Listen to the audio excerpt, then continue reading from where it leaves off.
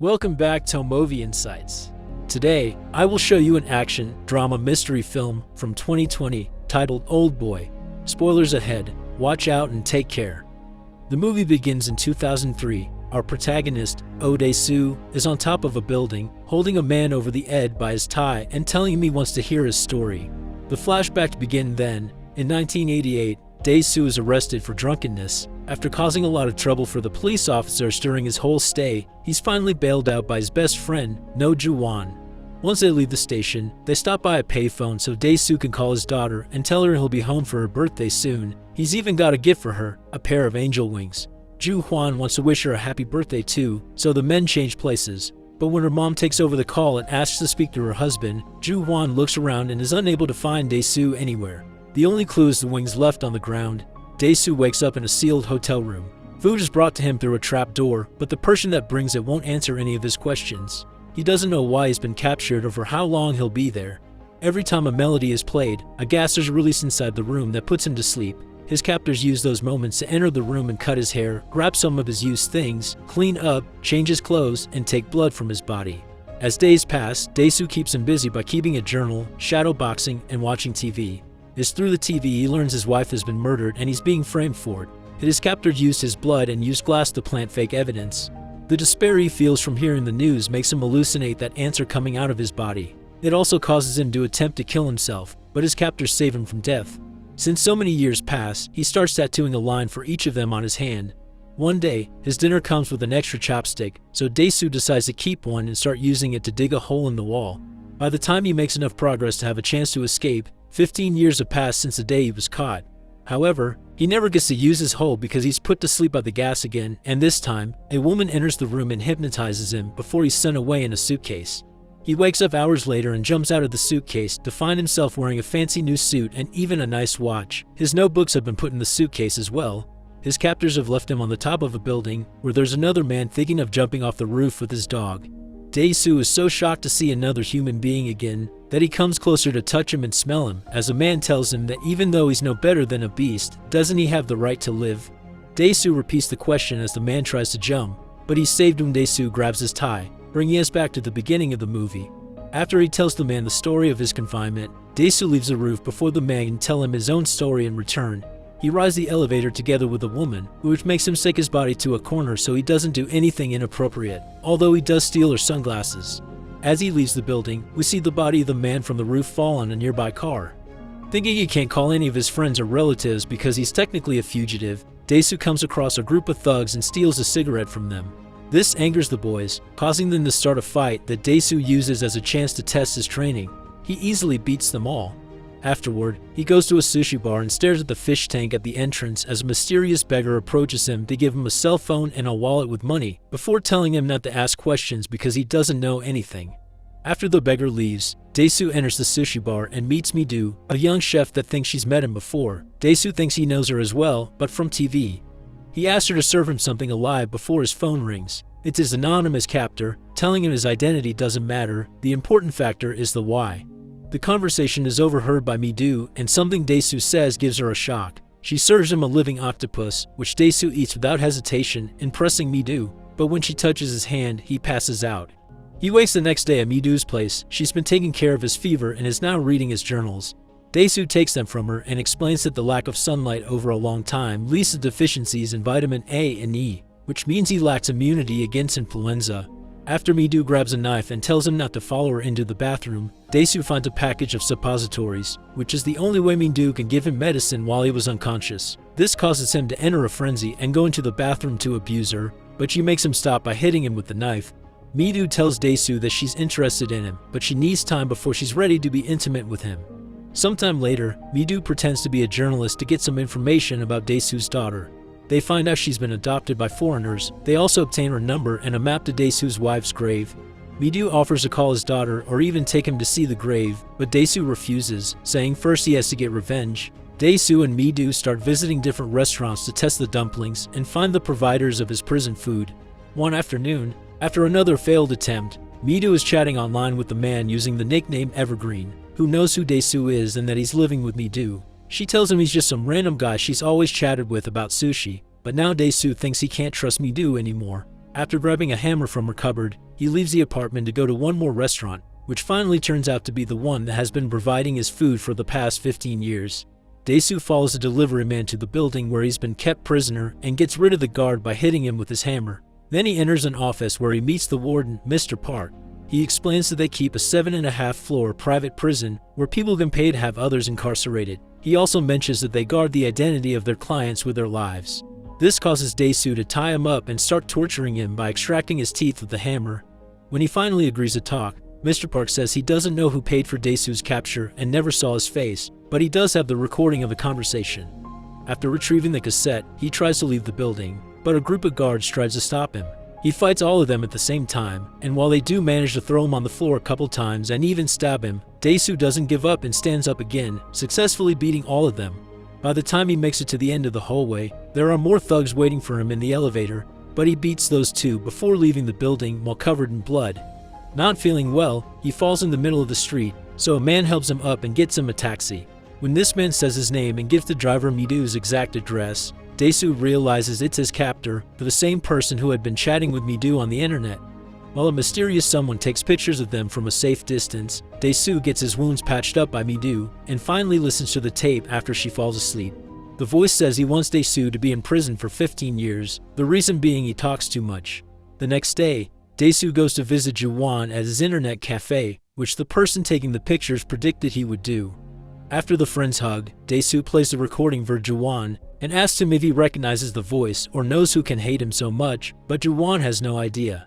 Next, Dae-soo uses one of the cafe's computers to log in using Mi-doo's account, and Ju-won searches for the user Evergreen, who suddenly sends them a friend request that they accept. His message says the statute of limitations has expired for Dae-soo. This makes Dae-soo think again that he can't trust Mi-doo, so he returns to her place and ties her up to make her confess. He's suddenly interrupted by a call from Ju-won, who has tracked the user Evergreen and found his address. Dae-soo is shocked to hear it is across the street.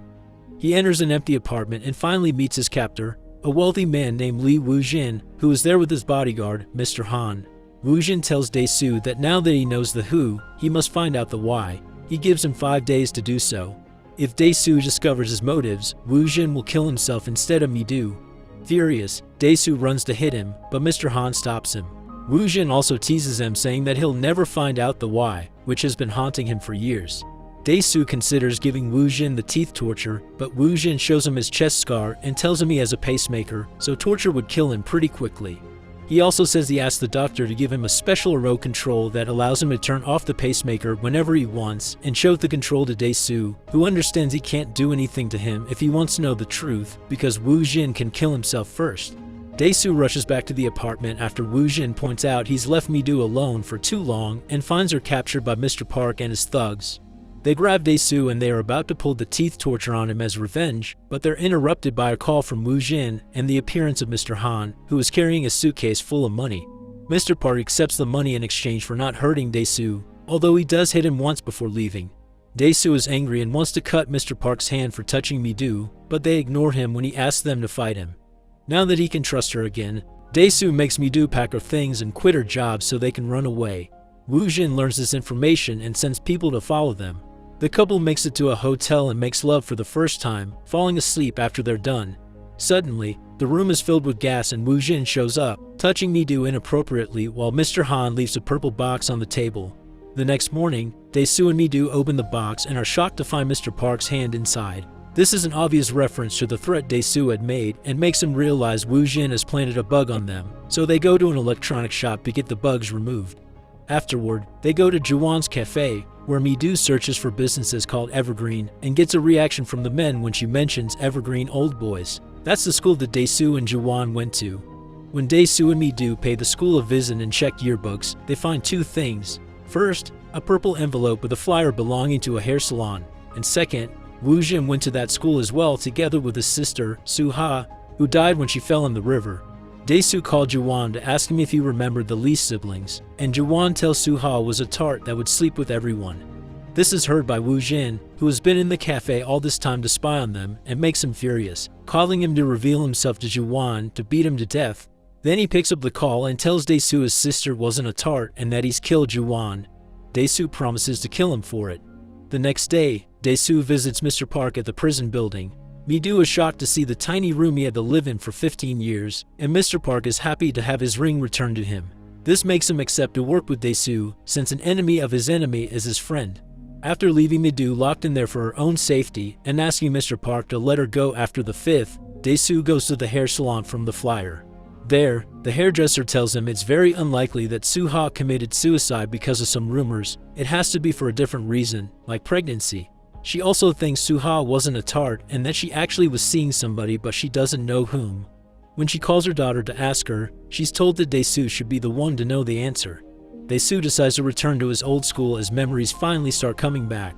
On his last day before transferring, he had followed Soo-ha to a classroom and spied on her while she met Woo-jin. First, he took some pictures of her, then they started having intimacy right there in the school. Dae-soo ran away as soon as he was seen by Soo-ha, but he still told Ju-won about what he saw before leaving, and Ju-won told the rest of the school. These rumors are what caused Soo-ha to kill herself and the reason why Woo-jin wants revenge. He's given Dae-soo time until July 5th to find this out because that's the date of Soo-ha's death. After visiting Mi-do at the prison room to tell her the whole story and get a goodbye hug, Dae-soo goes to Woo-jin's penthouse, which he knows the address of thanks to some clues Woo-jin has casually dropped when quoting some proverbs. He finds the right building, but the elevator asks him for a special code he can't decipher. Thankfully, Mr. Han and Woo-jin arrive then and ride the elevator with him after pressing the right password. Mr. Han gives Woo-jin a gun before they make it to the penthouse, where Woo-jin sends 2 of his guards after Dae-soo. They are quickly killed with a toothbrush he had picked at Mi-do's room before coming here, and when he goes after Mr. Han, he just tells him to talk things out. Dae-soo notices the apartment has many pictures of Soo-ha on the wall, while telling Woo-jin that he remembers everything now, so he knows the reason why it was locked up. This means he's won the game and Woo-jin should kill himself as promised. But Woo-jin just laughs and tells him the rumors grew so much that they became about Soo-ha being pregnant, which Soo-ha started believing after a while. This is the real reason why she killed herself. Dae-soo doesn't believe him. He now thinks Woo-jin killed her because he's found a picture of her from the day she died. Woo-jin ignores these accusations and finishes telling his story.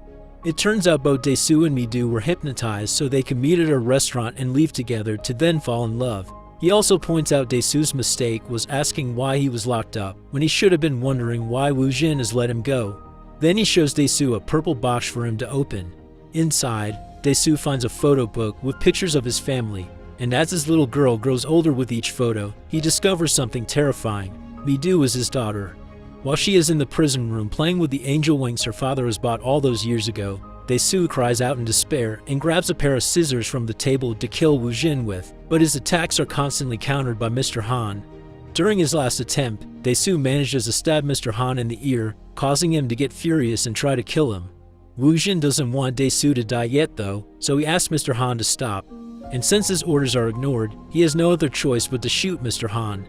When Dae-soo asks him if Mi-do knows about all this, Woo-jin confesses Mr. Park is still working for him, and the hand in the box had been a trap. He's also been protecting Mi-do since she was 3. Dae-soo calls her to check on her, and Mi-do tells her that she's also been given a purple box, but she hasn't opened it yet. Dae-soo tells her to wait before hanging up and falling to his knees to beg Woo-jin not to tell Mi-do about his identity. He accepts Soo-ha's death being his fault, recalls the song from their old school, and even starts acting like a dog, making Woo-jin laugh when he starts licking his shoe. Since none of this is working, Dae-soo decides to pick up the scissors and cut his own tongue for having talked too much. This is the act that finally makes Woo-jin feel some pity for him, so he calls Mr. Park and tells him to keep the box closed. After threatening Dae-soo with his gun, Woo-jin leaves the penthouse, dropping the remote control of his pacemaker on his way out. Dae-soo picks it up and presses the button to kill him, but it turns out Woo-jin had been lying. What the control does is activate the apartment speakers, which starts playing a recording of Dae-soo making love to his daughter. In the elevator, Woo-jin has a flashback of Soo-ha's death. He had tried to save her, but she decided to jump anyway. Overwhelmed with grief, Woo-jin shoots himself in the head. Many days later, we find Dae-soo sitting in the middle of the forest with the hypnotist, who was reading his notes and his request to help him forget about the fact that Mi-do is his daughter. The woman says she has no reason to help him, but there's a line that has convinced her to do it. It's the question the man on the rooftop had asked Dae-soo. Even though I'm no better than a beast, don't I have the right to live? After going through the hypnosis process, Dae-soo wakes up lying on the snow and is found by Mi-do shortly afterward. When she asks him why he is out here, he looks behind him but he doesn't find the hypnotist, leaving it up to the audience to decide if she had been real or not. The movie ends with the couple hugging and Dae-soo smiling when Mi-do tells him she loves him.